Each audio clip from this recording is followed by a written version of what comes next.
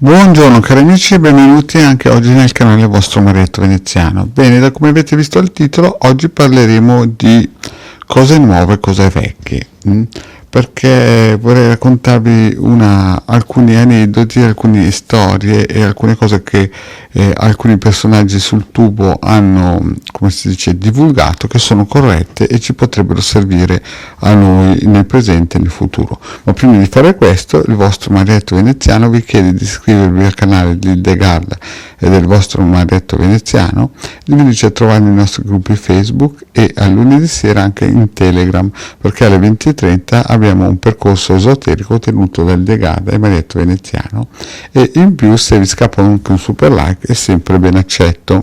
L'importante di essere iscritti al canale è che possiate sempre avere le ultime news degli ultimi sviluppi di quando rilasciamo un video. Bene, iniziamo un po' a capire questa pillola su cosa è impostato. Prima di tutto sul tubo ci sono personaggi effettivamente che alcune volte lasciano delle pillole molto interessanti. Anni fa il vostro Marietto seguiva un certo signor Salvatore Paladino e in 2 o 3 pillole ha detto delle cose importantissime.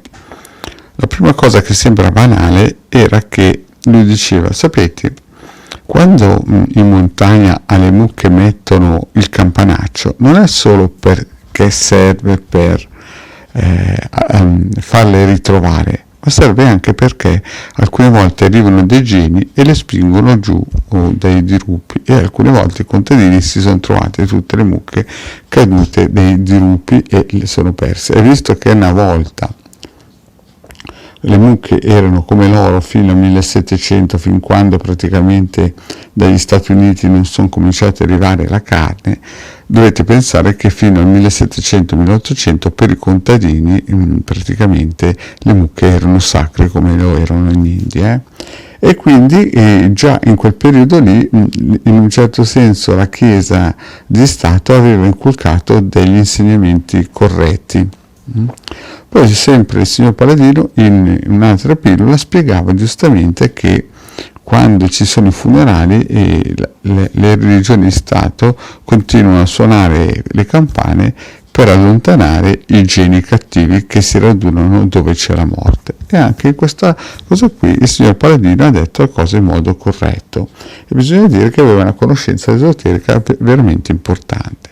Poi ne ha detto un'altra, ed è questo molto ancora più importante, che quando le persone lasciano questo corpo, una grandissima fetta passa nel basso astrale, cioè praticamente la gente, senza rendersene conto, passa nel basso astrale e diventa praticamente schiavo di maghe nere. E anche su questo punto di vista il vostro Marietto è d'accordissimo con il signor Paladino.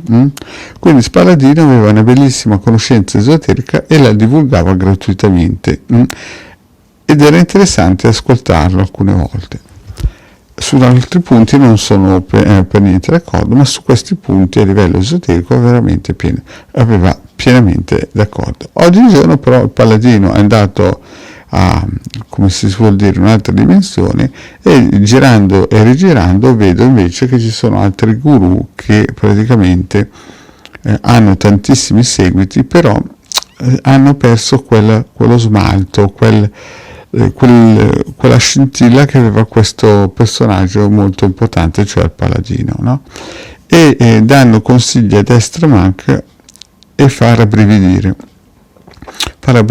perché bisogna in un certo senso capire che la Chiesa di Stato è vero che ha fatto molte cose negative, però una cosa importantissima che ha fatto tramite la sua egregora, chiaramente perché era guidata da un'egregora, era anche quella di inculcare la verginità prima del matrimonio. E perché questo? Perché non tutti sanno che quando si spacca nella donna questo imene, questo piccolo pezzettino di carne, praticamente cosa succede? Succede che si attiva un legamento astrale e quindi la donna resterà sempre attaccata astralmente a quella figura, il suo inconscio resterà sempre attaccato e ricercherà per tutta la vita il primo contatto sessuale, cioè la prima volta che è rimasta senza verginità, e quindi praticamente resterà sempre, e dico sempre, collegata a questa persona. Se dovesse anche lasciarsi o il marito dovesse morire, lei cercherà nel prossimo, no, il primo uomo. Quindi quando voi andate in certi social dove vedete questi che pontificano dalla di qua, dalla di là, fagliela sospirare, insomma, trattano le persone come vacche, no? Senza neanche il campanaccio, no? Perché almeno Paladino aveva il pudore di parlare delle mucche col campanaccio.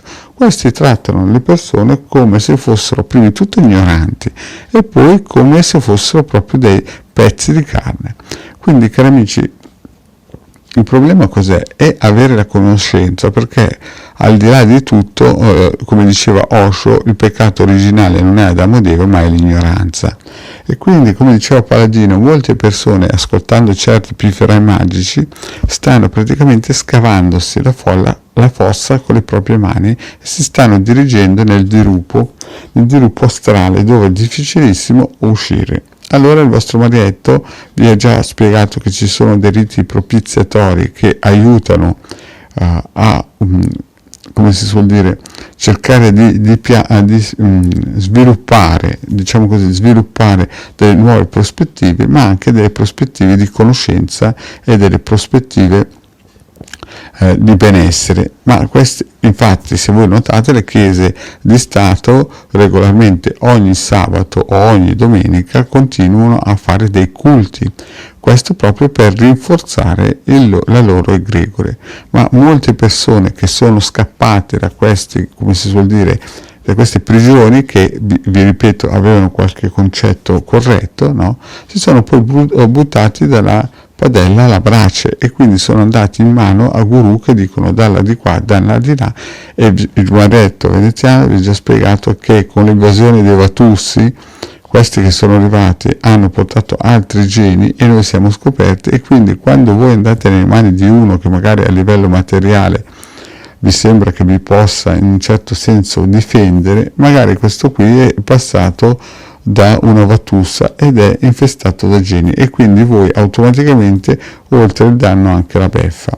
Quindi, cari amici, mi raccomando, sempre in campana, fatevi fare un rito propiziatorio difensivo dal vostro esoterista di fiducia, cercate di avere dei sigilli di protezione e cercate sempre di seguire le pillole legate a Marietto Veneziano per avere sempre delle news, e come vi ho detto prima, sarebbe bello se vi iscriveste.